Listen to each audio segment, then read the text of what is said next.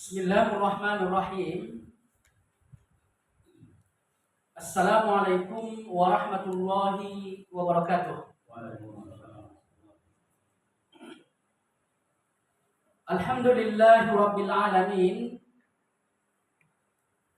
Alladzi nahmaduhu wa nasta'inuhu wa nastaghfiruh wa na'udzu billahi min shururi anfusina wa min sayyiati a'malina. Man yahdihillahu fala mudilla lahu wa man yudlilhu fala hadiya lahu. Asyhadu an la ilaha illallah wahdahu la syarika lahu wa asyhadu anna Muhammadan abduhu wa rasuluhu la nabiyya ba'dah.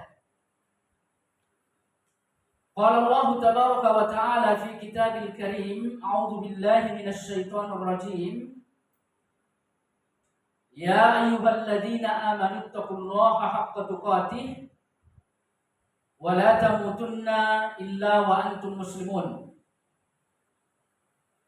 Hadirin jamaah sekalian, kembali sama-sama kita panjatkan puji dan syukur atas karunia dan nikmat yang senantiasa diberikan kepada kita semua, di mana pada kesempatan ini Allah Subhanahu wa ta'ala masih memberikan kesehatan dan kelapangan waktu kepada kita semua, sehingga kita kembali dapat bertatap muka di majelis yang sangat mulia ini dalam rangka untuk bertolabul ilmi.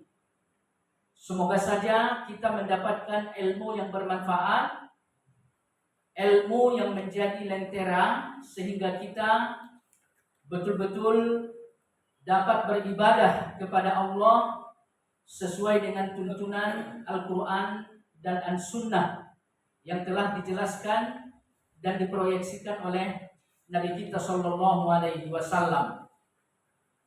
Dan alhamdulillah pada kesempatan ini juga kita sedang berada di 10 awal Dzulhijjah, di mana kita ketahui bahwa hari-hari di 10 awal Dzulhijjah tersebut merupakan waktu atau hari yang sangat mulia di sisi Allah Subhanahu wa ta'ala.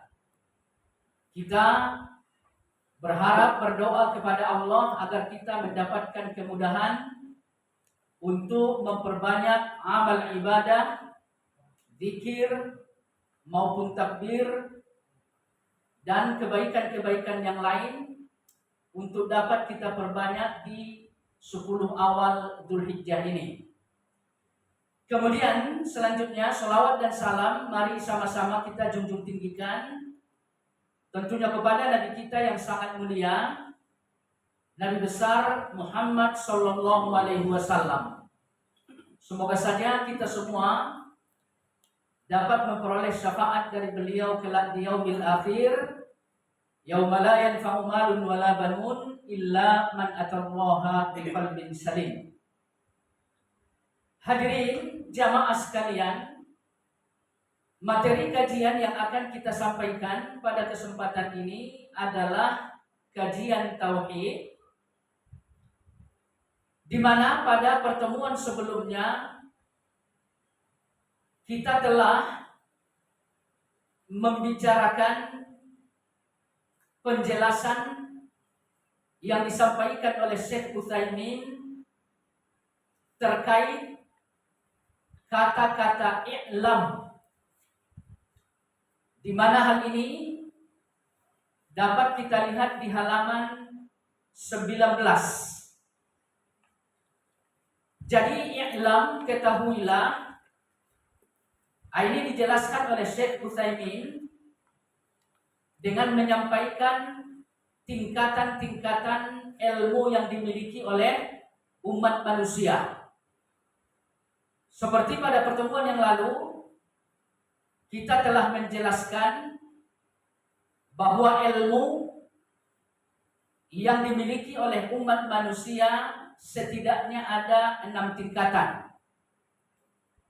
Dan yang mesti kita upayakan sebagai pijakan atau sebagai dasar hukum untuk akidah atau tauhid, yaitu di antara 2. Yang pertama ilmu, kemudian yang kedua adzan.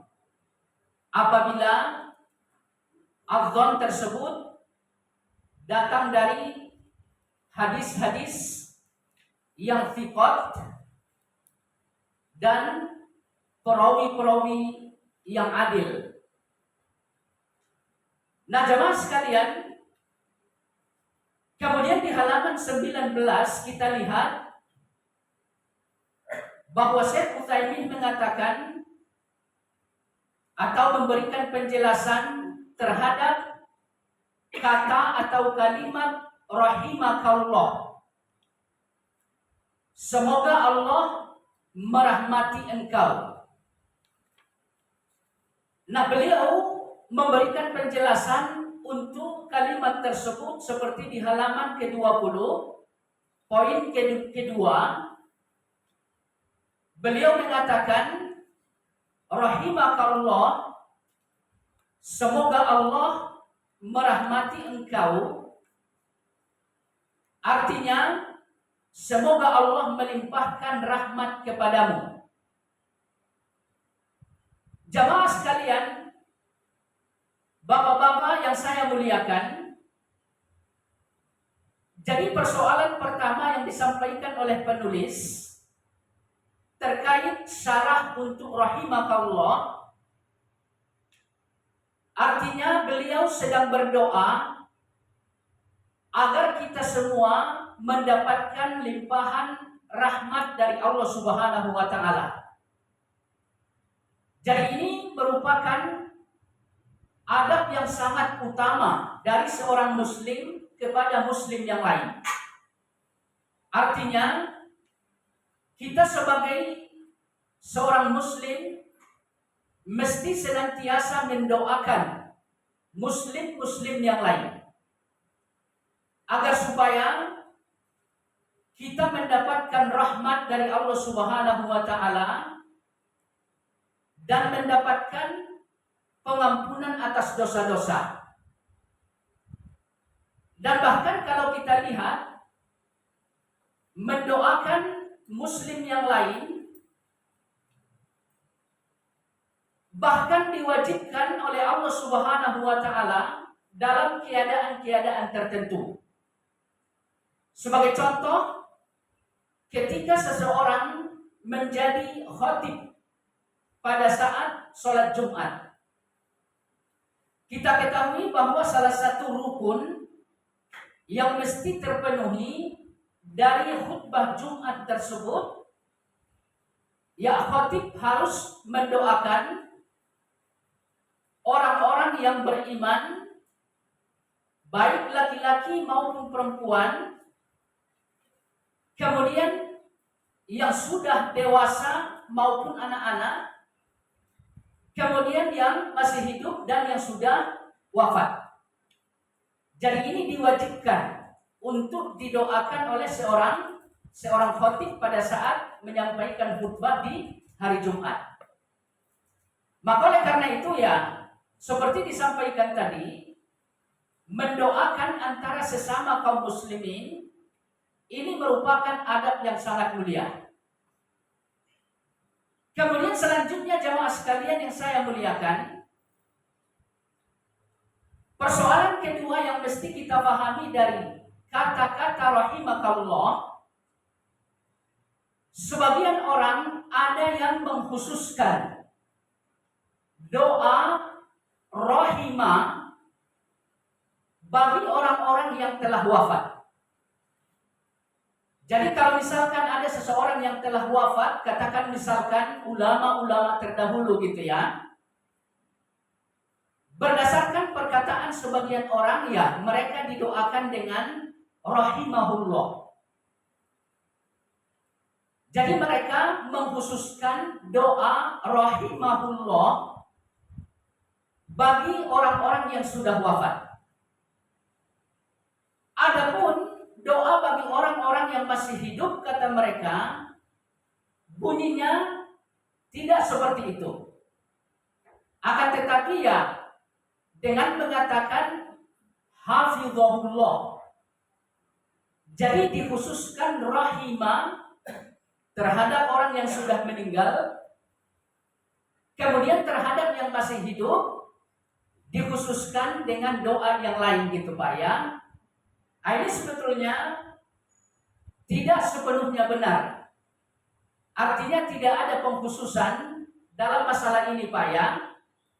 Jadi boleh-boleh aja terhadap orang yang masih hidup kita doakan dengan rahimahullah atau rahimakallah seperti di dalam buku yang kita baca saat ini.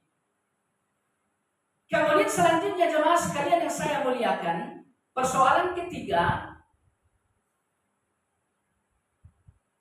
ada juga yang mengatakan rahimah pada saat digunakan untuk mendoakan orang yang meninggal, inilah doa yang diutamakan.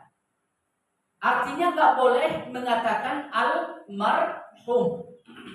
Jadi kalau mau mendoakan saudara-saudara yang meninggal, ya kata-katanya mesti dengan rahimah, fi'il, menggunakan kata kerja. Adapun menggunakan isim, kata benda seperti almarhum, kata mereka tidak diperkenankan. Nah ini pun tidak sepenuhnya dibenarkan, ya Pak ya. Seperti dikatakan oleh Syekh Utsaimin, tidak masalah kita mendoakan orang yang sudah meninggal rahimahullah, tidak masalah. Atau dengan mengucapkan atau membacakan apa? Almarhum si anu misalkan, tidak masalah. Hanya saja dalam rangka kehati-hatian dianjurkan pada saat kita membacakan almarhum disertai dengan insya Allah. Itu aja Pak. Ini yang difatwakan oleh tim dosen dari Universitas Muhammad Ibn Saud. Syekh Muhammad As-Sa'adi mengatakan kalau almarhum bagusnya disertai dengan insya Allah. Adapun rahimah atau rahimahullah misalkan gitu Pak ya, ini tidak mesti. Ya, kenapa? Karena rahimahullah telah mengandung doa. Ya. Adapun almarhum ini belum mengandung doa. Makanya dianjurkan untuk menggunakan insya Allah. Nah, baik. Kemudian selanjutnya jemaah sekalian yang saya muliakan, di dalam buku kita lihat bahwa Syekh Utsaimin menjelaskan kalimat ini mengandung makna semoga Allah mengampuni dosa. Ya Pak ya. Jadi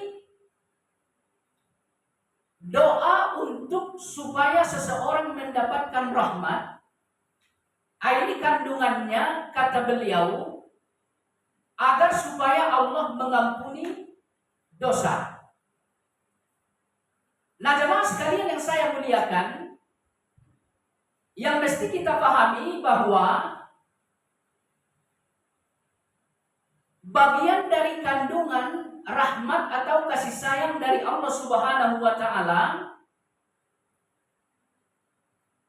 Allah memberikan pengampunan dosa terhadap seseorang. Ya Pak ya.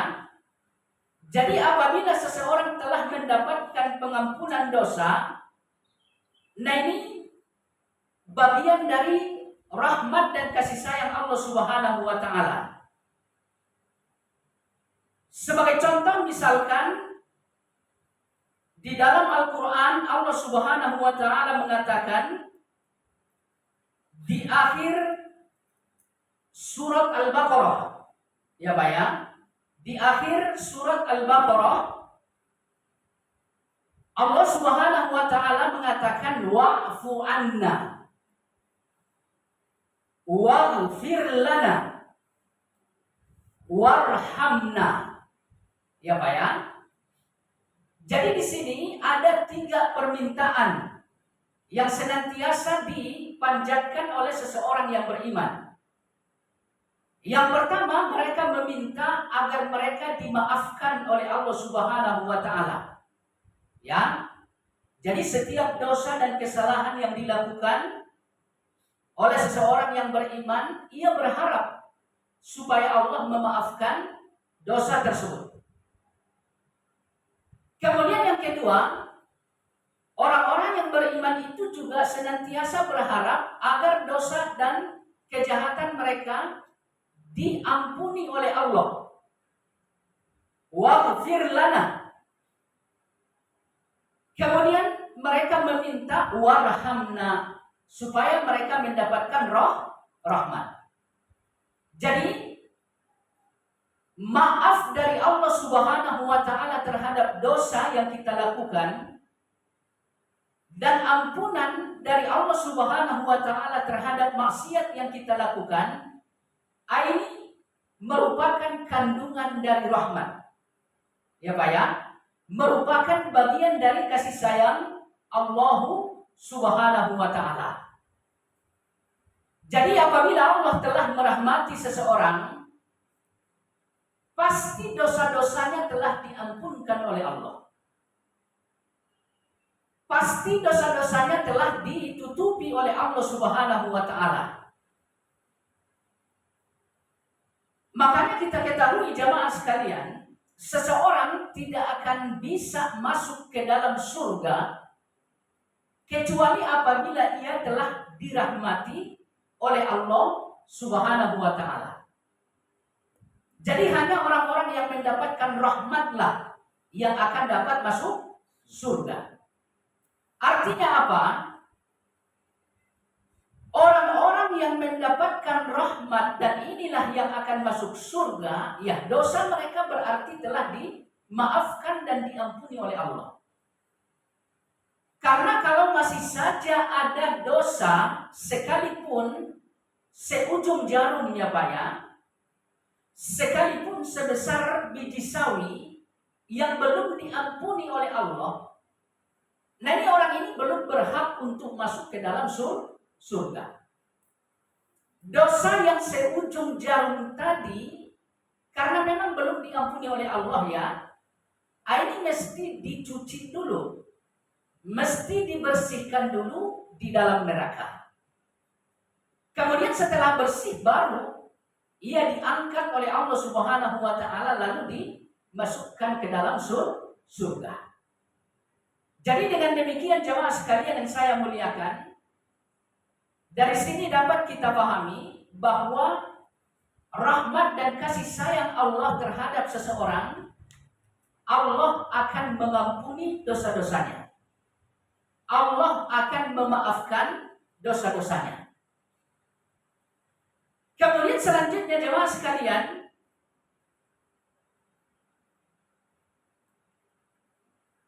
makna yang kedua untuk rahimakallah di sini disampaikan oleh Syekh Utsaimin bahwa Allah memberikan pertolongan kepadamu dan melindungimu dari dosa-dosa yang mendatang.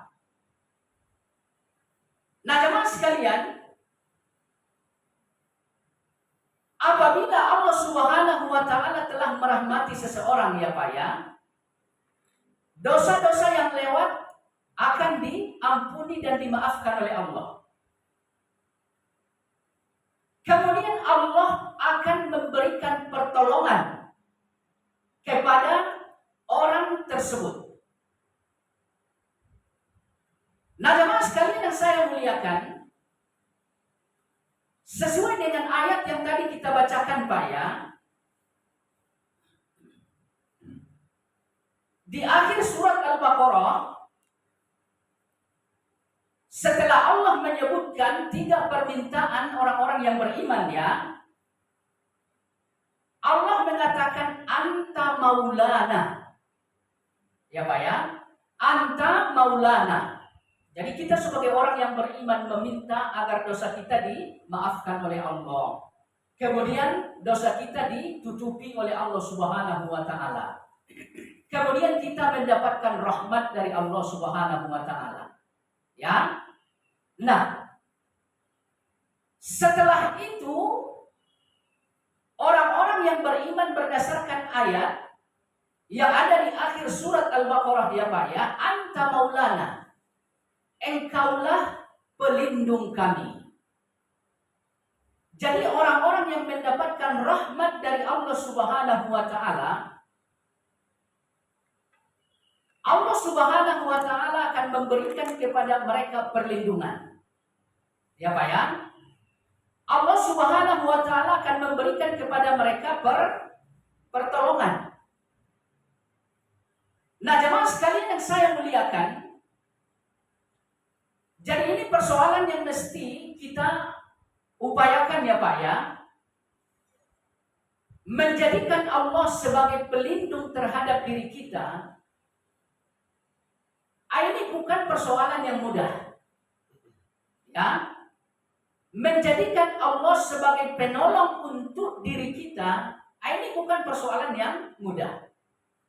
Artinya hanya orang-orang yang dirahmati oleh Allah lah yang akan mampu menjadikan Allah sebagai pelindung, sebagai penolong baginya. Kita ketahui jemaah sekalian yang saya muliakan, segala sesuatu yang tidak mungkin bisa kita lakukan. Ya.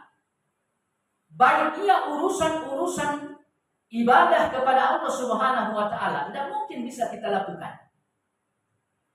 Maupun urusan-urusan keduniaan kita, tidak mungkin bisa kita lakukan. Semuanya mesti dengan pertolongan dan bantuan Allah Subhanahu wa taala. Makanya di dalam hadis seperti diajarkan oleh Nabi kita terhadap Mu'adz bin Jabal ya, untuk sekedar berzikir aja Pak, Allahumma inni ala dzikrika, untuk sekedar berzikir aja, kita tuh mesti dibantu oleh Allah Subhanahu wa taala. Untuk sekedar bersyukur aja gitu Pak ya, kita mesti dibantu oleh Allah Subhanahu wa taala. Padahal kita ketahui zikir dan syukur itu bukan persoalan yang berat, bukan. Zikir, ini dikatakan oleh Nabi kita khafifah 'alal lisan, ringan untuk diucapkan di lisan manusia. Jadi mudah sekali gitu Pak. Syukur, ya Allah tidak menuntut kita untuk bersyukur sebelum nikmatnya diberikan oleh Allah terlebih dahulu. Jadi fasilitasnya ada dulu, baru kita dituntut untuk bersyukur. Akan tetapi sekalipun persoalan ini sesuatu yang mudah, kata Nabi kita terhadap Mu'adz bin Jabal tetap harus meminta bantu kepada Allah Subhanahu wa taala. Nah, tidak ada satupun yang akan dibantu oleh Allah terkecuali hanya orang-orang yang dirahmati oleh Allah Subhanahu wa taala. Maka oleh karena itu jamaah sekalian yang saya muliakan, ketika kita mampu berzikir, katakan misalkan di 10 awal Dzulhijjah ini Pak ya, kita dituntun oleh agama untuk memperbanyak zikir, untuk memperbanyak takbir, tahmid dan sebagainya gitu Pak. Memperbanyak amal-amal shalih. Nah ini bukan persoalan yang gampang. Kalau seandainya Allah nggak menyayangi kita dan memberikan bantuan kepada kita, ini tidak mungkin bisa kita lakukan. Jadi ada aja kesibukan yang lain, ada aja penghalang yang lain, sehingga persoalan zikir yang notabene-nya sesuatu yang mudah, ya kita abaikan gitu Pak. Nah jemaah sekalian yang saya muliakan, Jadi ini adalah kasih sayang dari Allah Subhanahu wa taala, ya. Maka oleh karena itu, seseorang yang betul-betul beriman kepada Allah Subhanahu wa taala harus berupaya untuk mendapatkan kasih sayang tersebut. Ya. Nah, caranya bagaimana? Caranya banyak-banyaklah meminta pengampunan atas dosa. Jika Allah telah mengampuni dosa tersebut, insya Allah kasih sayang Allah pun akan menyelimuti kita. Lalu apa yang terjadi berikutnya? Allah akan memberikan kemudahan bagi kita untuk dapat memperbanyak amal-amal saleh. Nah, jemaah sekalian yang saya muliakan, kemudian kandungan dari rahmat Allah Subhanahu wa taala berikutnya di sini, ya kita akan dijaga lagi oleh Allah dari dosa-dosa yang mendatang. Ya Pak ya. Jadi kita akan dijaga oleh Allah dari dosa-dosa yang akan datang. Nah, jamaah sekalian, bapak-bapak, jamaah, semoga Allah memberkahi kita semua. Kita ketahui bahwa para nabi-nabi adalah orang yang paling sempurna mendapatkan kasih sayang Allah Subhanahu wa taala. Ya Pak ya. Orang yang paling sempurna mendapatkan kasih sayang Allah. Makanya Nabi kita Shallallahu Alaihi Wasallam secara khusus ya Pak ya, dosa beliau dimaksudkan oleh Allah, baik dosa yang sudah lewat maupun dosa yang akan datang. Jadi adanya pengampunan dosa-dosa bagi Nabi kita terkait dosa-dosa masa lalu dan pengampunan dosa-dosa Nabi kita yang akan datang, ini bentuk kesempurnaan kasih sayang Allah terhadap Nabi kita Shallallahu Alaihi Wasallam. Nah, jemaah sekalian yang saya muliakan, bagi kita pun sebagai umat Rasulullah, sesungguhnya keadaan semacam ini disiapkan atau disediakan oleh Allah Subhanahu wa taala.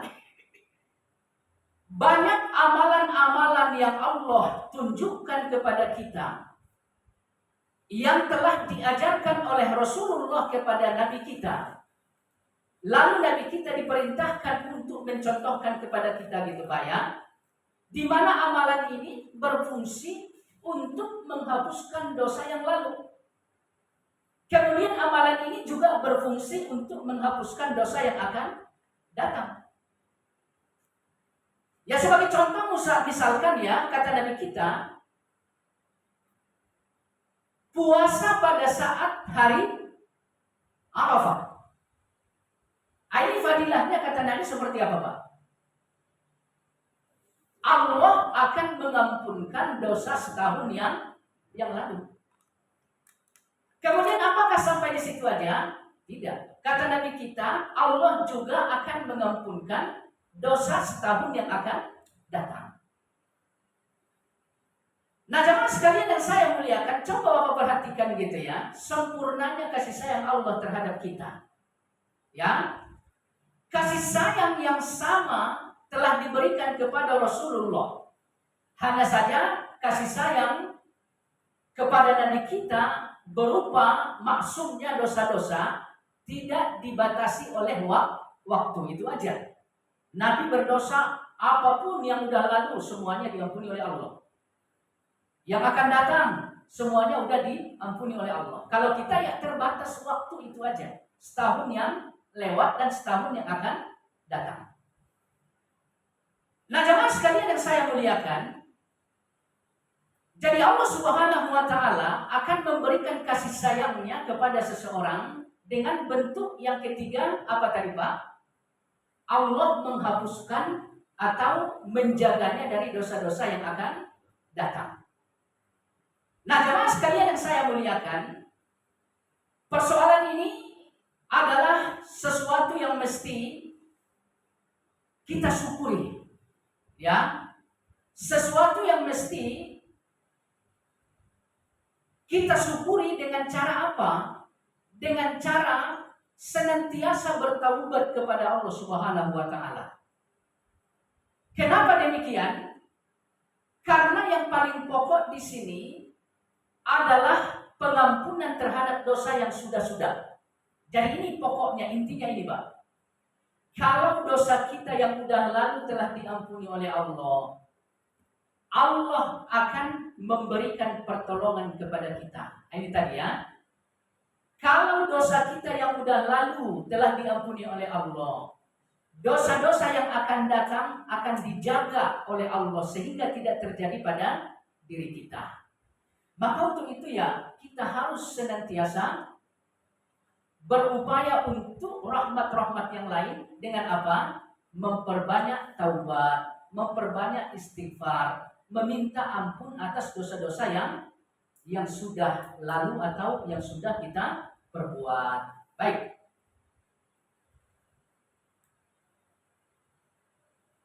Kemudian selanjutnya jemaah sekalian yang saya muliakan, apabila seseorang telah dirahmati oleh Allah Subhanahu wa taala, ia akan mendapatkan petunjuk pada kebaikan. Jadi seseorang akan mendapatkan petunjuk kepada kebaikan. Nah, jemaah sekalian yang saya muliakan, seperti kita ketahui bahwa orang-orang yang telah mengakui dosanya, ia bertaubat kepada Allah Subhanahu wa taala. Kata ulama-ulama kita, tanda apakah taubat dan dosa-dosa itu telah diampuni oleh Allah, atau tanda kebaikan yang telah kita lakukan telah diterima oleh Allah. Bisa dipahami nggak kira-kira? Jadi kita bertaubat kepada Allah ya Pak ya. Bertaubat ini kan kebaikan. Atau kita menjalankan ibadah yang lain. Katakan misalkan sholat. Ini taubat, sholat, puasa dan sebagainya, ini adalah kebaikan. Nah ini kata ulama-ulama kita, kalau misalkan kita pengen tahu tandanya apa, kalau taubat kita udah diterima oleh Allah, kalau sholat dan ibadah-ibadah yang lain telah diterima oleh Allah, kita akan mendapatkan petunjuk untuk melakukan kebaikan-kebaikan berikutnya. Nah, ini Pak. Ya. Jadi kalau misalkan kita telah mendapatkan petunjuk untuk kebaikan-kebaikan berikutnya, ya insya Allah kata ulama-ulama kita ini pertanda kalau amalan sebelumnya telah diterima oleh Allah Subhanahu wa taala. Dan yang pasti petunjuk untuk melakukan atau mendapatkan kebaikan yang lain ini adalah bagian dari rahmat dan kasih sayang Allah Subhanahu wa taala. Nah, di sini petunjuk mencakup dua hal ya Pak ya. Jadi Allah akan memberikan petunjuk kepada kita untuk kebaikan-kebaikan yang lain. Ya, petunjuk di sini mencakup dua hal. Yang pertama, masih ingat gak Pak? Hidayah itu ada berapa macam? Ada dua. Yang pertama hidayah ilmu. Nah, ini yang pertama Pak. Jadi Allah Subhanahu wa taala memudahkan kita untuk mendapatkan ilmu tentang kebaikan-kebaikan yang lain. Ini pertanda gitu Pak. Kalau amalan-amalan sebelumnya telah diterima oleh Allah Subhanahu wa taala.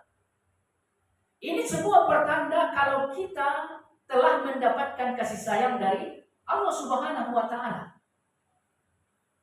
Maka oleh karena itu jamaah sekalian yang saya muliakan, jangan berpikir duduk di majelis ilmu semacam ini gitu Pak ya, kita mendapatkan penjelasan terkait ibadah-ibadah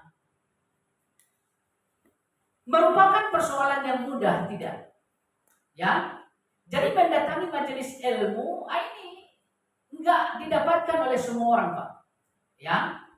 Boleh kita lihat jauh lebih banyak orang yang mengabaikan ilmu. Jauh lebih banyak orang yang tidak mementingkan ilmu. Ya. Karena memang ini adalah petunjuk dari Allah Subhanahu wa taala. Mendapatkan ilmu tentang agama, ini kasih sayang Allah. Satu ilmu saja kita dapatkan tentang agama ini, Pak. Itu nilainya luar biasa. Ya. Itu nilainya sangat fantastis di hadapan Allah Tabaraka wa taala. Bahkan apabila kita datang ke majelis ilmu gitu Pak ya, sekalipun kita tidak mendapatkan ilmu, ya, jadi cuma numpang duduk doang gitu ya, nggak ngerti dari awal sampai akhir apa yang disampaikan, pembahasan apa yang sedang dibicarakan gitu ya, jadi nggak paham sama sekali gitu. Tapi ia datang ke majelis ilmu, ini orang semacam ini sudah mendapatkan fadilah yang sangat besar. Artinya, dengan hadirnya ia di majelis ilmu, Allah akan jadikan ia istiqomah dengan kebaikan-kebaikan yang sudah biasa ia lakukan, yang sudah ia tunaikan gitu Pak. Jadi ia akan mendapatkan istiqomah. Lalu bagaimana kalau misalkan kita mendapatkan ilmu gitu Pak ya? Ini kalau misalkan kita telah mendapatkan ilmu, ya banyak sekali fadilah-fadilah yang telah disampaikan oleh Allah dan Rasulnya. Yang paling penting Pak, dalam keadaan seperti ini hadir di majelis ilmu, kita telah berupaya untuk membedakan diri kita dengan orang-orang Nasrani. Itu yang paling penting Pak. Karena kita ketahui bahwa orang-orang Nasrani adalah orang yang tidak suka dengan ilmu. Ya Pak ya. Jadi orang-orang Nasrani itu nggak suka dengan ilmu Pak. Makanya di saat kita datang ke majelis ilmu, kita menampakkan keinginan kita untuk mendapatkan ilmu. Nah ini keadaan semacam ini sesungguhnya merupakan sebuah upaya kita untuk menyelisihi orang-orang Nasrani. Nah nanti pada pembahasan berikutnya Pak ya, di mana kita dituntut agar supaya mengamalkan ilmu kita.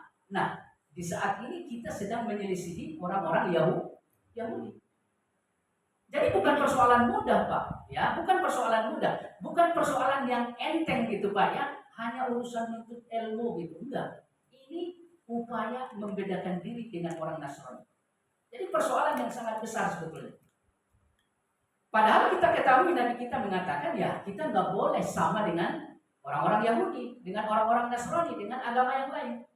Jadi kita mengamalkan sebuah hadis yang dikatakan oleh Nabi kita harus beda dengan agama lain apabila kita datang ke majelis ilmu. Nah, kemudian jemaah sekalian yang saya muliakan, hidayah yang kedua apa? Taufik. Nah disinilah kita dituntut untuk mengamalkan ilmu kita. Saat kita mampu mengamalkan ilmu kita, nah itu tadi kita telah membedakan diri kita dengan orang-orang Yahudi. Jadi hidayah ilmu yang pertama kita membedakan diri kita dengan orang Nasrani. Hidayah yang kedua, hidayah taufik, kita amalkan ilmu kita. Berarti kita sedang membedakan diri kita dengan orang-orang Yahudi. Kemudian jemaah sekalian, dua hal ini adalah kasih sayang Allah Subhanahu wa taala. Ya Pak ya, kasih sayang Allah Subhanahu wa taala. Artinya banyak orang yang sudah berilmu tapi Allah enggak memberikan kasih sayang berikutnya berupa taufik sehingga ia tidak mampu mengamalkan ilmunya. Banyak yang seperti itu Pak. Jadi ilmunya luas, tapi pengamalannya tidak ada. Ya, pengamalannya tidak ada. Ini bahaya. Ini kalau nggak salah kemarin antum tanyakan ya, orang semacam itu ya, annahu yadari la yadari annahu yadari, itu ya yang antum tanya ya. Ini orangnya seperti ini. Jadi ilmunya luas gitu ya. Tapi seolah-olah ia tidak berilmu karena amalnya kosong. Maka karena itu jemaah sekalian yang saya muliakan, ilmu yang kita dapatkan mesti kita sikapi dengan tawadhu. Ini yang saya sampaikan kemarin ya. Jadi mesti disikapi dengan tawadhu. Jadi kita dapat satu ilmu, kita harus tawadhu dengan ilmu ini, Pak. Ya. Bagaimana sikap tawadhu kita terhadap ilmu? Yang pertama, kita nggak boleh sombong dengan ilmu tersebut. Ya Pak ya, nggak boleh sombong terhadap ilmu tersebut. Ini tawaduk terhadap ilmu itu Pak. Kemudian yang kedua, ya kita harus amalkan ilmu tersebut. Supaya apa? Supaya kita tidak lalai. Jadi ini dua sikap tawaduk terhadap ilmu Pak. Ya, kita nggak boleh sombong. Kita nggak boleh mengabaikan begitu aja, tidak diamalkan untuk kehidupan sehari-hari gitu Pak.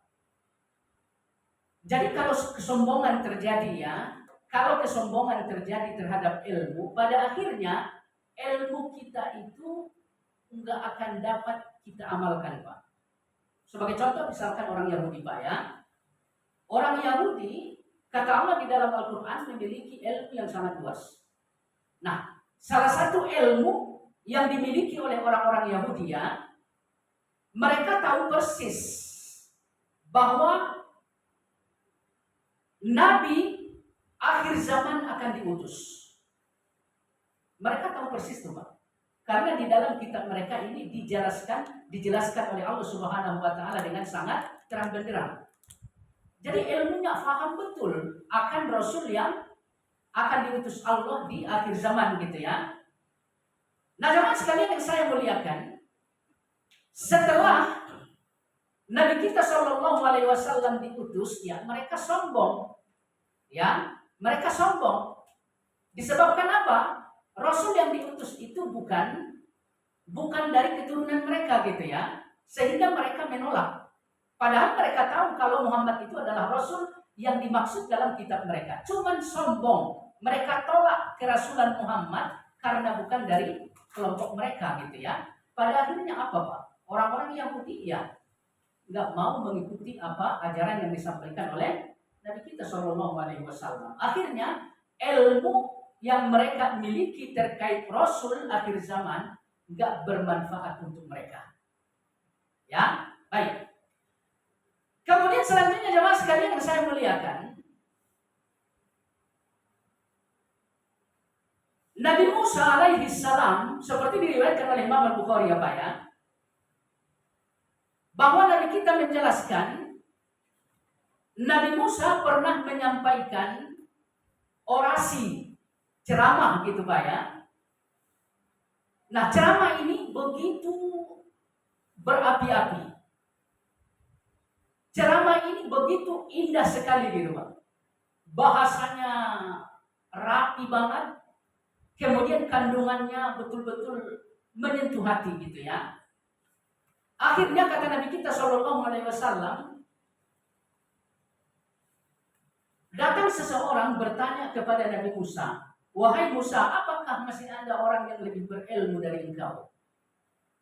Ya. Kemudian kata Nabi kita, Musa pun menjawab, sepertinya tidak ada. Ya Pak ya, sepertinya tidak ada.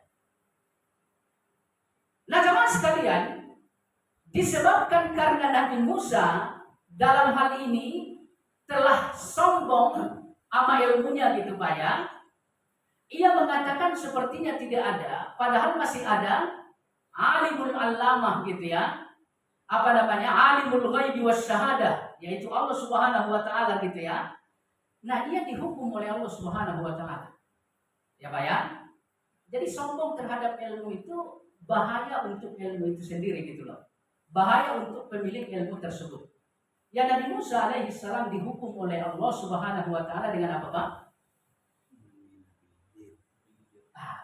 Ia mesti mendatangi guru untuk belajar ilmu. Nah, jemaah sekalian yang saya muliakan, coba perhatikan ya Pak ya. 3 pelajaran yang disampaikan oleh Khidir terhadap Nabi Musa. Pelajaran pertama dan yang kedua sebetulnya ini udah menjadi ilmu Nabi Musa. Artinya ilmunya udah diketahui Nabi Musa gitu Pak.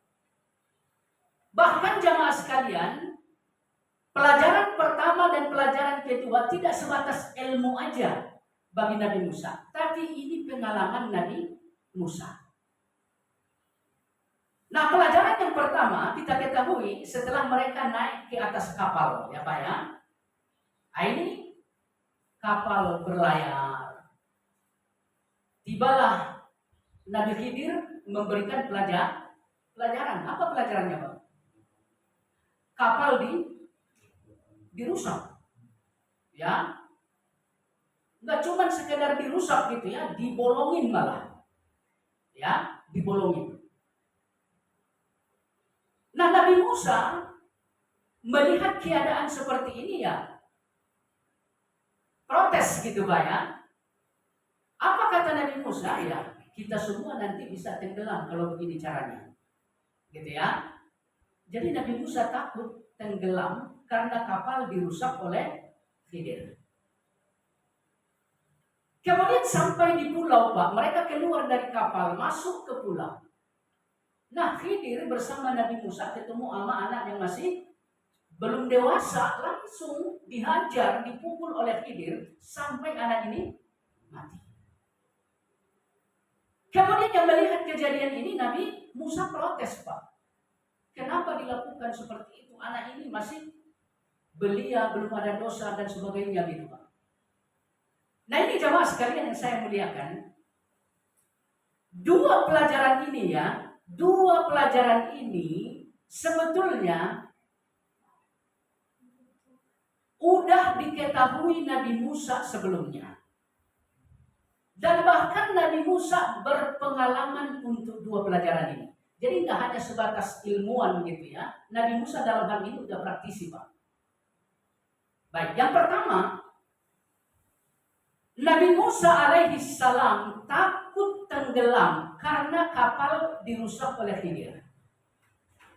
Padahal di dalam ada Musa, di dalam ada Khidir, kemungkinan ada yang lain. Kenapa kok Nabi Musa takut tenggelam? Padahal dahulu, ya Pak ya, Nabi Musa telah berlayar di sungai Nil dengan kapal sebesar kotak kecil doang. Jadi nggak besar amat gitu ya, kotak kecil aja gitu ya, nggak sebesar kapal yang mereka naiki bersama Khidir tadi gitu ya. Jadi Nabi Musa hanyut di sungai Nil, naik kapal, kapalnya cuma kotak kecil, di dalam adanya cuma Musa pun masih bayi. Dalam keadaan ini kok Nabi Musa nggak takut? Ya, padahal di waktu itu dia masih bayi, nggak mungkin bisa melakukan upaya penyelamatan. Nah, jemaah sekalian yang saya muliakan, jadi ini yang diingatkan oleh Allah terhadap Nabi Musa gitu ya. Di saat dulu masih bayi pernah naik perahu kecil di sungai Nil, nggak ada yang lain, cuma sendiri. Akhirnya selamat, nggak tenggelam. Nah, ini giliran sekarang kok takut gitu loh. Jaminan keselamatan ketika berlayar atau berkendara kok nggak bersandar kepada Allah Subhanahu wa taala semata. Gitu ya. Jadi wallahu a'lam, Allah sedang menyentil Nabi Musa dengan pelajaran tersebut. Sebetulnya pelajaran ini telah diketahui oleh Nabi Musa sebelumnya. Baik, pelajaran yang kedua, Khidir betul-betul diprotes oleh Musa karena Khidir telah membunuh. Dahulu, kenapa Nabi Musa lalai gitu ya? Dahulu Nabi Musa sendiri juga udah melakukan apa? Pembunuhan. Jadi Nabi Musa pernah membunuh keluarga Firaun. Sampai-sampai dia nggak dimaafkan oleh Firaun, ia ditargetkan untuk dibunuh juga gitu ya. Nah, ini udah diketahui Nabi Musa gitu loh. Nabi Musa udah berpengalaman terkait pembunuhan. Nah, giliran Khidir yang membunuh, kenapa protes gitu ya? Nah, jamaah sekalian yang saya muliakan, jadi wallahu alam kembali ke sini Pak ya. Kadang-kadang kita udah mendapatkan kasih sayang dari Allah berupa kemudahan untuk mendapatkan ilmu. Ya Pak ya. Akan tetapi banyak di antara kita yang tidak tawaduk terhadap ilmunya. Ya, tidak tawaduk terhadap ilmunya. Ada yang sombong dengan ilmunya. Nah, ini contohnya tadi orang Yahudi, Pak. Mereka sombong dengan ilmu mereka, akhirnya ilmu tersebut tidak bermanfaat bagi mereka. Mereka tahu Nabi bakal diutus, pengutusan Nabi Shallallahu Alaihi Wasallam tidak memberikan manfaat kepada mereka. Nabi Musa sombong dengan ilmunya, pada akhirnya diperintahkan oleh Allah untuk mencari ilmu lagi. Nah, kita pun demikian jemaah sekalian ya. Artinya kita saat hendak mendapatkan ilmu di majelis dimanapun gitu Pak ya, ini nggak boleh. Kesombongan terhadap ilmu ini nggak boleh. Artinya apa?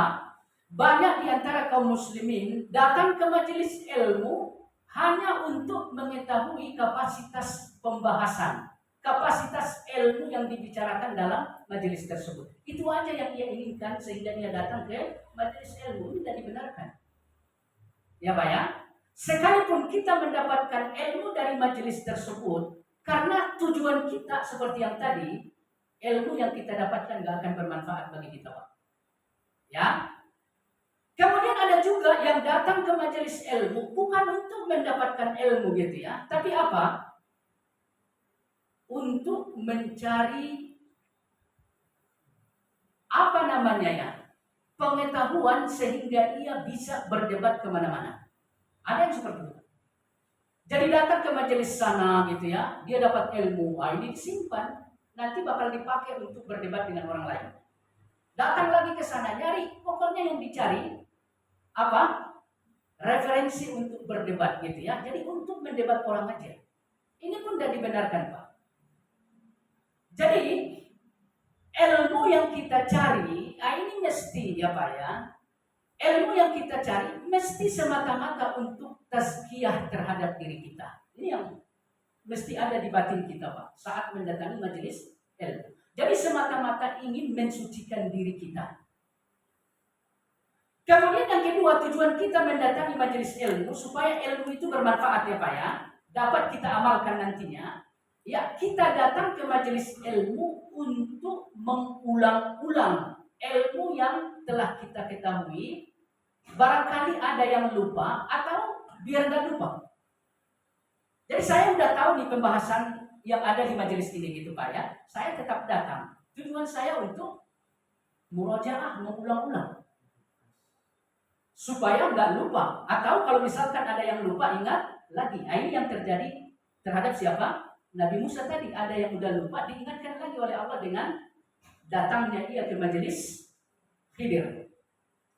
Nah teman sekalian yang saya muliakan, jadi hanya dua ini aja yang dibenarkan sebagai motivasi kita untuk mendapatkan ilmu. Kemudian selanjutnya ya, dua hal ini dapat kita lihat di dalam Al-Quran ya.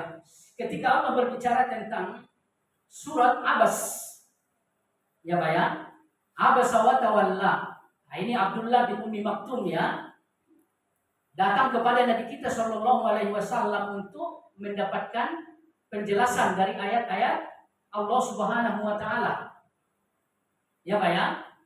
Nah di ayat berikutnya Allah menjelaskan dua motivasi tadi Pak. Wa ma yudrika la'allahu yazzakka. Ini yang pertama. Jadi kita datang ke majelis ilmu untuk mentazkiyah diri kita. Apa yang disebut dengan mentazkiyah diri? Yang disebut dengan mentazkiyah diri, kita berusaha untuk mengetahui larangan-larangan Allah supaya kita bisa jauhi. Ya Pak ya? Kemudian kita berusaha untuk mengetahui perintah-perintah Allah supaya bisa kita amalkan. Nah ini tazkiyah Pak.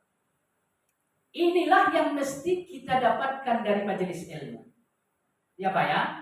Jadi datang ke majelis ilmu biar tahu sesuatu yang dilarang oleh Allah.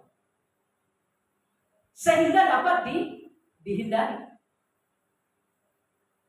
Jamaah sekalian, kemudian yang kedua, datang ke majelis ilmu biar tahu apa saja yang diperintahkan oleh Allah agar dapat diamalkan. Ini tazkiyah itu Pak. Jadi tazkiyah itu sebetulnya hampir sama dengan la ilaha illallah. Ya Pak ya. Jadi tazkiyah itu bagian dari tauhid ya Pak ya. Tazkiyatun nufus bagian dari tauhid. Ya Pak ya. Jadi agama kita tuh konsepnya bersih. Nah, itu konsep agama kita, Pak. Bersih secara lahiriah atau secara fisik. Nah, ini pembahasannya dalam ilmu fikih. Namanya apa, Pak? Toharo. Nah, ini secara fisik, Pak. Ya. Kemudian bersih secara batiniah. Ya, Pak ya. Bersih secara batiniah.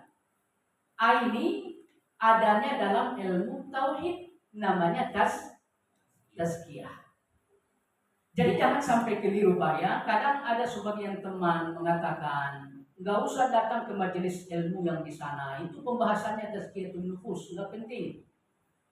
Yang perlu kita pelajari tauhid. Jadi dipisah antara tauhid dengan tazkiyatun nufus. Keliru, Pak. Ini sering terjadi, Pak ya. Nggak usah datang ke ini. Itu pembahasannya cuma tazkiyatun nufus katanya ya. Yang penting bagi kita sekarang tauhid. Nggak ada bedanya, Pak, antara tauhid dengan tazkiyatun nufus. Nah, ini yang hendak kita katakan ya. Antara tazkiyatun nufus dengan la ilaha illallah, rukunnya mirip. Ya, Pak ya. Rukunnya apa? Mirip. Rukun la ilaha illallah yang pertama an-nafyu. Kita menolak segala Tuhan-Tuhan selain Allah. Nah, rukun tazkiyatun nufus yang pertama apa? At-takhalli. Menjauhkan diri dari segala yang dilarang oleh Allah Subhanahu wa taala. Sama, enggak ada bedanya, Pak. Rukun la ilaha illallah yang kedua al-itsbat, menetapkan ibadah hanya kepada Allah semata. Rukun tazkiyah yang kedua at-tahalli. Ya, Pak ya. Rukun tazkiyah yang kedua at-tahalli, menjadikan semua yang diperintahkan oleh Allah menjadi perhiasan untuk diri kita. Jadi sama antara la ilaha illallah dan tazkiyatun nufus dari sisi rukunnya. Dan implementasinya pun sama sebetulnya gitu, Pak ya. Jadi nggak ada yang beda. Nah, jamaah sekalian, kita hadir di majelis ilmu semata-mata untuk mendapatkan tazkiyah. Kita pelajari apa saja yang dilarang oleh Allah. Kita pelajari apa saja yang diperintahkan oleh Allah. Yang dilarang, insya Allah dapat kita jauhi. Yang diperintahkan, insya Allah dapat kita amalkan. Nah, setelah ilmunya kita dapat di majelis ilmu ya, Pak ya, tentang perintah dan larangan tadi, lalu kemudian Allah mengatakan tazkiyah berikutnya di dalam ayat yang lain. Apa kata Allah? Qad aflaha man tazakka. Sungguh sangat beruntung orang yang mensucikan dirinya. Apa ayat berikutnya, Pak? Wa dzakaras, ia senantiasa berzikir menyebut nama Allah dan sholat, ia sholat. Nah, ini tahapannya udah pengamalan, Pak. Ya, ini tahapannya udah pengamalan.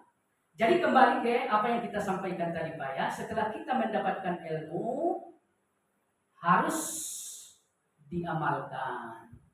Ya, nggak boleh sombong, tapi harus diamalkan. Karena tazkiyah itu yang pertama ketahui ilmunya dulu.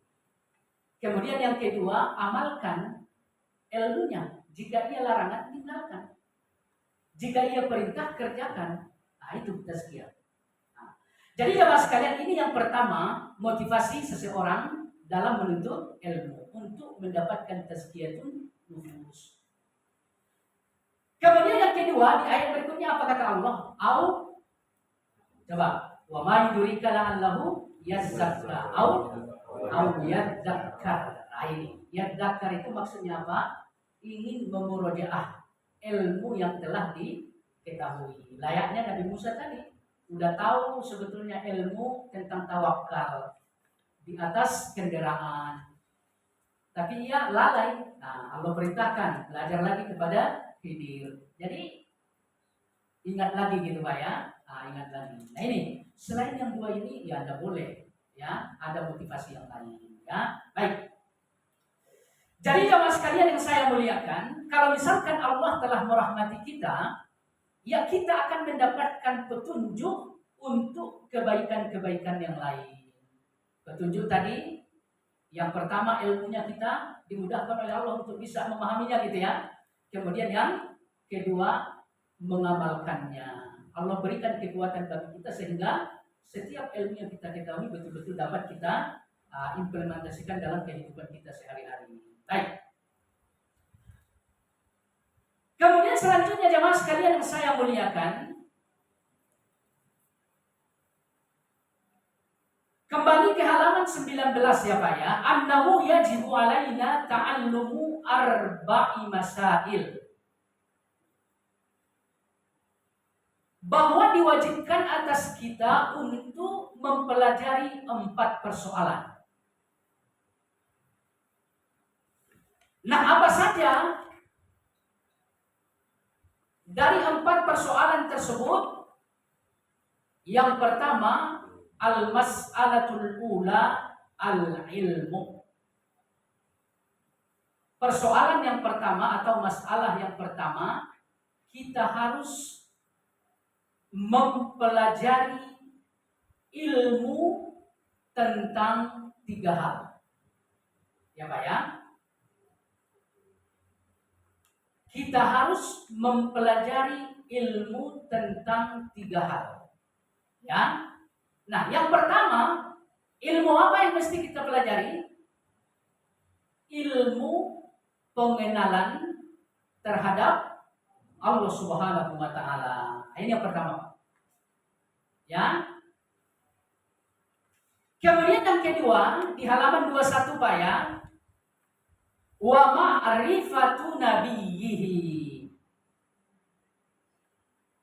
Di masalah yang pertama, kita harus mempelajari ilmu yang kedua, yaitu mengenal nabinya. Kemudian masih di masalah yang pertama Pak ya. Masih di masalah yang pertama ya. Kita harus mengetahui ilmu tentang din al-Islam. Agama Islam.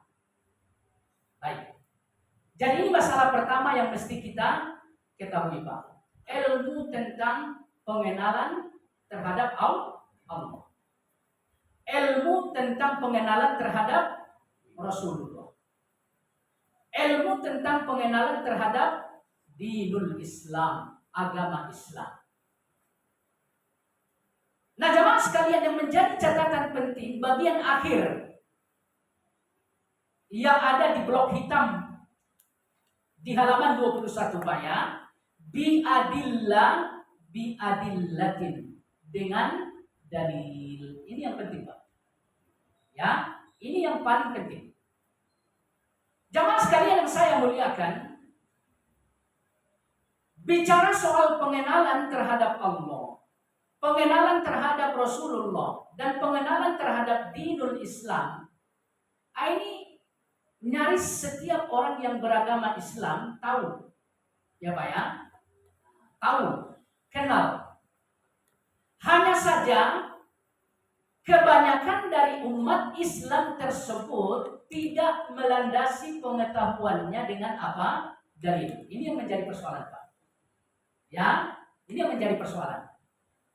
Sehingga kadang-kadang keyakinan terhadap Allah Subhanahu wa taala yang diyakini tidak ada dalilnya. Kalau nggak ada dalilnya ya udah. Keyakinan tersebut pasti bermasalah. Kemudian kadang-kadang ada dalilnya, tapi dalilnya tidak sahih, gitu ya. Jadi ada dalilnya, cuman dalilnya tidak sahih. Nah, ini nanti keyakinan atau pengenalan terhadap Allah itu akan bermasalah. Kemudian ada juga ya punya dalil gitu Pak ya, punya dalil. Hanya saja dalilnya tidak diterima apa adanya. Akhirnya masalah juga gitu Pak. Ya. Jadi wallahu a'lam, persoalan dalil terhadap pengenalan kita terhadap Allah mesti betul-betul sesuatu yang thiqah. Sesuatu yang menjadi keyakinan para nabi-nabi dan para rasul-rasul. Ya Pak ya. Jadi harus kembali kepada dalil. Ini yang paling pokok di sini, Pak. Kemudian selanjutnya pengenalan kita terhadap Nabi kita Shallallahu Alaihi Wasallam juga sama, harus dengan dalil. Ya Pak ya. Jangan sampai kita kenali Nabi kita dengan dalil-dalil yang tidak benar. Ya sebagai contoh misalkan ya, banyak yang kenal dengan Nabi kita sebagai apa Pak? Sebagai pelipur untuk gundah misalkan gitu ya. Banyak yang mengenali Nabi kita dengan keadaan seperti itu. Banyak yang mengenali Nabi kita sebagai apa namanya? Sebagai penawar untuk kesedihan gitu ya. Sebetulnya apakah benar pengenalan dengan semacam ini betul-betul keadaan diri Nabi kita Shallallahu Alaihi Wasallam? Tidak. Ya. Jadi wallahu a'lam, sehingga banyak kita dengar solawat-solawat gitu Pak ya, di mana dalam kandungan solawat itu meminta supaya Nabi menawarkan gundah mereka, menghilangkan keluh kesah mereka macam-macam gitu Pak ya. Ya sesungguhnya tidak seperti itu. Ya, tidak seperti itu. Jadi mereka mengenal Nabi dengan pengenalan yang salah gitu ya. Kemudian selanjutnya ya banyak gitu ya, pemahaman-pemahaman yang keliru terkait Nabi kita Shallallahu Alaihi Wasallam gitu ya. Pada akhirnya apa? Karena tidak ada dalil yang benar-benar sahih atas pemahaman mereka, ya tidak sedikit di antara mereka yang mensejajarkan Rasulullah Shallallahu Alaihi Wasallam dengan Allah Subhanahu Wa Taala. Itu bahaya, ya itu bahaya gitu ya. Ya sebagai contoh misalkan kita kenal banyak orang yang mengatakan Nur Muhammad, Nur Allah gitu ya. Bahkan ada yang mengatakan Nur Muhammad lebih tua daripada Nur Allah gitu ya. Ada yang mengatakan seperti itu. Nah ini ada dalilnya enggak gitu loh. Kalau memang ada dalilnya, ya dalilnya sahih atau tidak. Sumbernya dari orang-orang yang thiqah, terpercaya atau tidak gitu ya. Jadi wallahu ini menyebar di tengah-tengah kaum muslimin gitu ya. Nah persoalannya bukan sebatas kenal dengan Nabi, tapi dalil yang digunakan untuk mengenali Nabi benar atau tidak. Itu yang penting gitu ya. Baik. Kemudian selanjutnya jemaah sekalian ya, kita juga mesti mengenal agama Islam dengan dalil. Ya Pak ya. Jadi pengenalan kita terhadap agama kita mesti dengan dalil. Allah Subhanahu wa taala memerintahkan ibadah. Ya cari dalilnya. Ibadah ini apa dalilnya gitu ya. Jadi harus dengan petunjuk dalil Pak. Ya harus dengan petunjuk dalil. Jadi wallahu a'lam, apabila kita beragama, beribadah kepada Allah, khususnya persoalan-persoalan perintah ya. Kalau larangan nggak semua ada dalilnya Pak ya. Nah, kalau larangan nggak perlu dicari dalilnya apa macam-macam, nggak perlu. Ya. Nah, jadi soal agama khusus yang berkaitan dengan perintah, nah, ini harus dicari dalilnya Pak. Ya. Jadi benar atau tidaknya cara kita beragama, cara kita menjalankan perintah tersebut mesti sesuai dengan dalil. Nah, jadi dengan demikian yang paling penting untuk kita garis bawahi di sini Pak ya, tidak sekedar makrifat, ya, tapi harus ditopang dengan dalil yang betul-betul sahih, ya. Baik. Kemudian selanjutnya jemaah sekalian yang saya muliakan,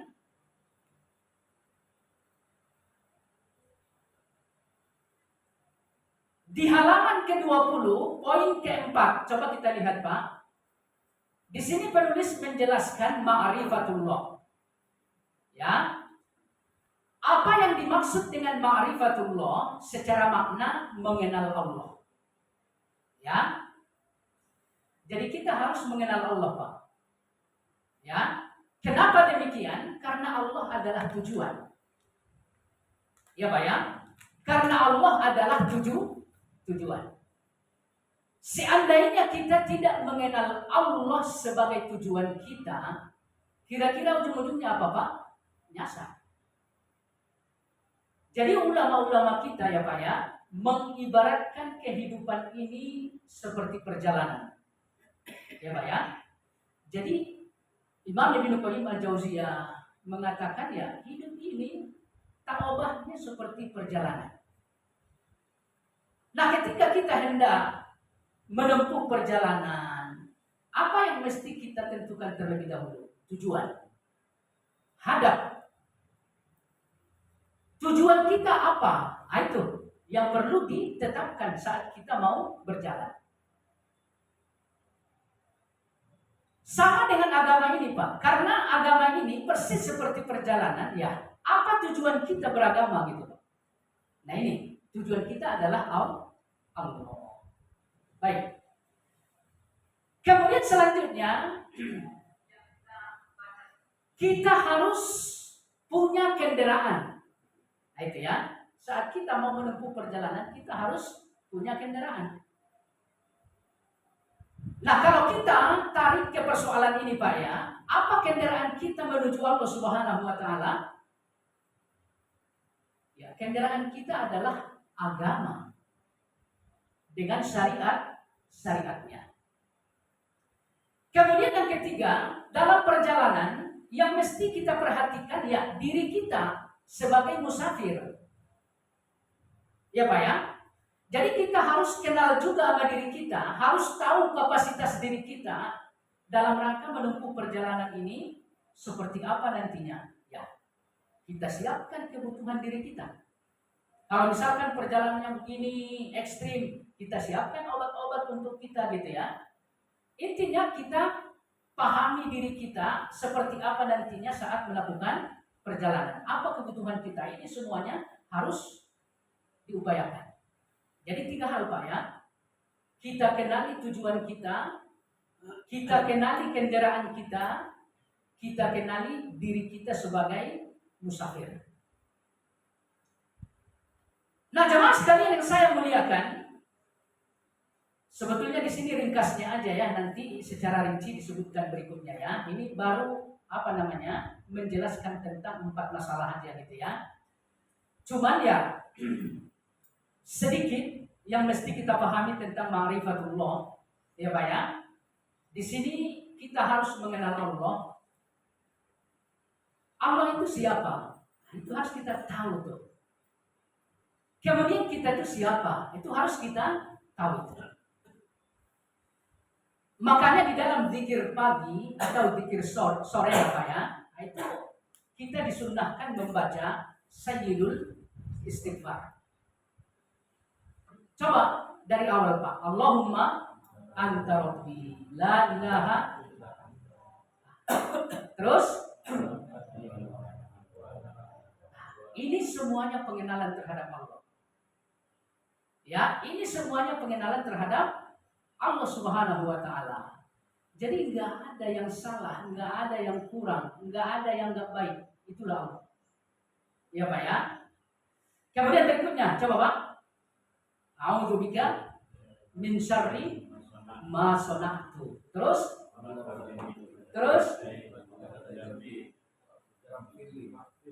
ini semuanya kita. Ya, ini semuanya kita, Pak. A'udzubika min syarri ma sana'tu. Perbuatan kita itu identiknya syar, keburukan. Nah, ini kita tuh. Jadi kita tuh penuh dengan kotoran gitu, Pak. Sementara Allah tadi kebaikan semuanya, kesempurnaan semuanya, manfaat semuanya. Nah, itu. Jadi kita harus tahu tuh, Allah itu secara rinci bagaimana adanya gitu, Pak. Kita juga harus tahu diri kita secara rinci seperti apa adanya. Jadi di awal penjelasan tentang Allah di Sayyidul Istighfar, jelas Allah itu maha baik. Di awal penjelasan hakikat manusia di Sayyidul Istighfar, dominasinya apa? Asyar, keburukan. Nah, itu.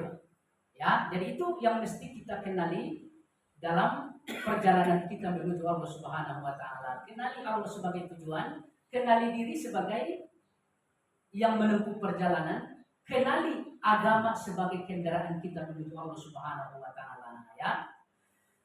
Kemudian di sini ya penulis mengatakan mengenal Allah dalam hati. Ya. Kemudian berikutnya imannya berakibat untuk menerima setiap apa yang disyariatkannya,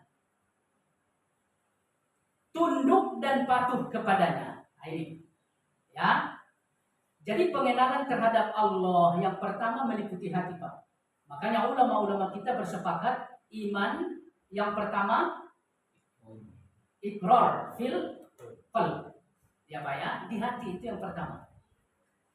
Kemudian selanjutnya menerima, maksudnya di sini sekaligus mengamalkan. Ya, mengamalkan. Nah, ini di sini tercakup dua rukun keimanan kita kepada Allah, yaitu lisan dan perbuatan. Ya Pak ya. Jadi mengenal Allah Subhanahu wa taala mesti dengan iman di hati, iman dalam ucapan, kemudian iman dalam perbuatan.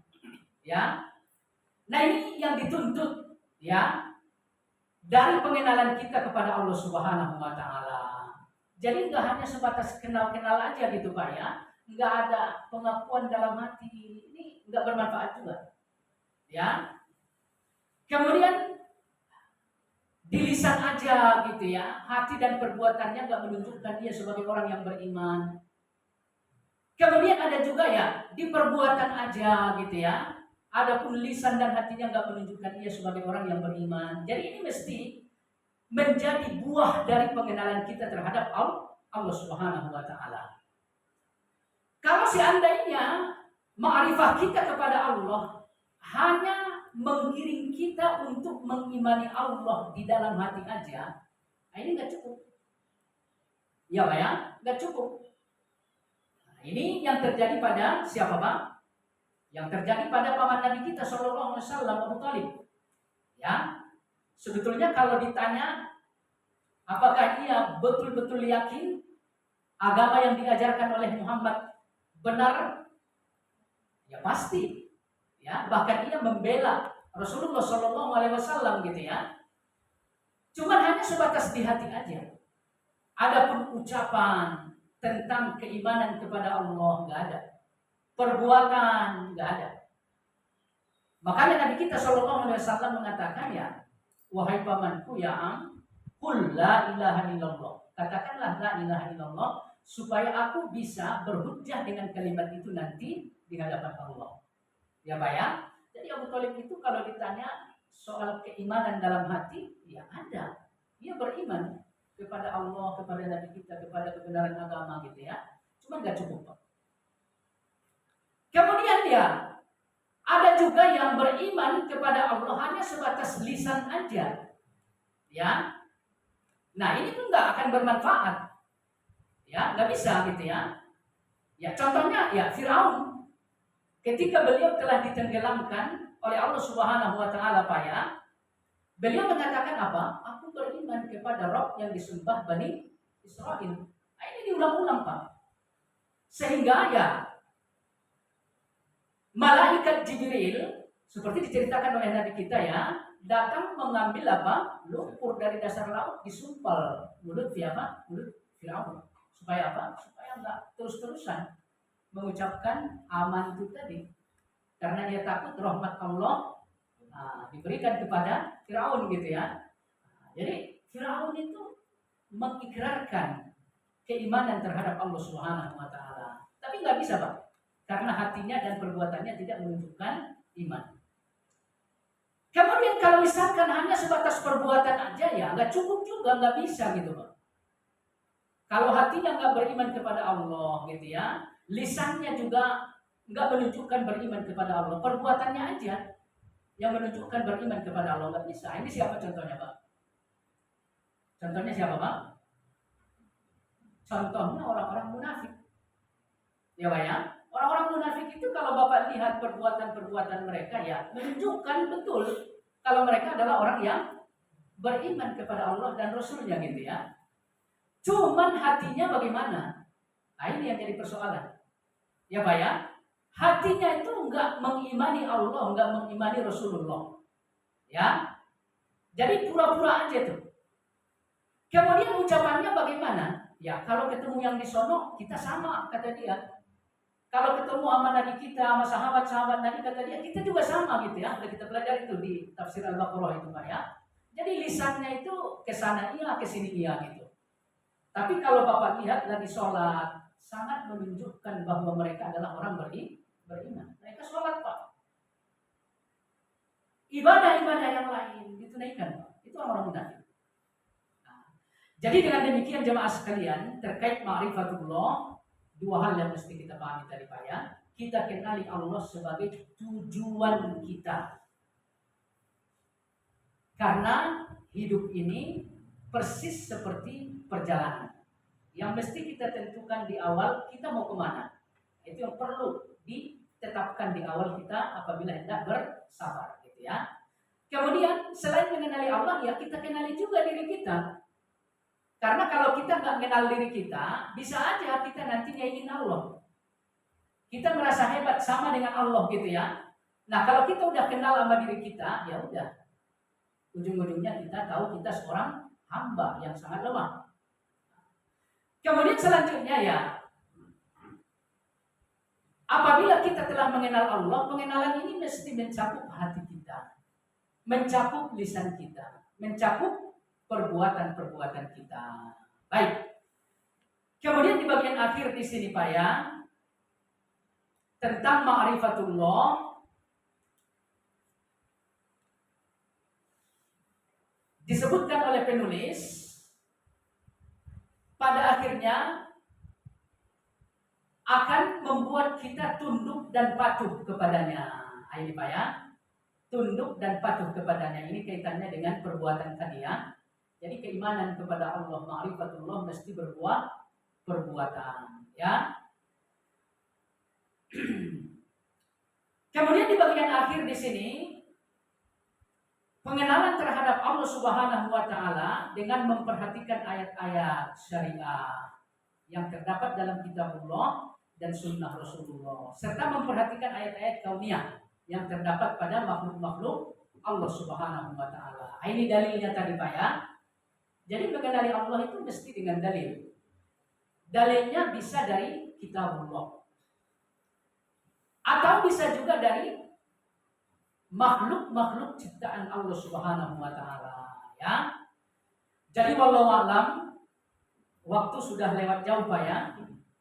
Karena memang tadi mulai juga hampir setengah 8 ya. Sengaja kita lewatkan 15 menit. Mohon maaf kalau ada yang punya kepentingan ya. Nah, sebagai penutupan ya, bahwa keimanannya Pak ya kepada Allah Subhanahu wa taala ini persoalan yang paling pokok. Ya, makanya di sini pun masalah yang paling utama adalah ilmu. Dari ilmu yang paling utama lagi adalah ilmu tentang Allah Subhanahu wa taala. Jadi ini yang paling inti dalam kehidupan kita ya. Wallahu alam, tujuan kenapa kita mesti kenal Allah dengan ilmu yang benar supaya kita nggak jatuh ke dalam kesyirikan. Itu aja. Ya, supaya tidak jatuh ke dalam kesyirikan. Karena kalau ini terjadi, semua yang kita lakukan itu kosong, nggak akan memberikan manfaat sedikit pun. Baik, demikian kita tutup, langsung kita tutup pada Pak ya dengan kafaratul majelis. Subhanakallahumma wa bihamdik, asyhadu an la ilaha illa anta, astaghfiruka wa atubu ilaik. Assalamualaikum warahmatullahi wabarakatuh.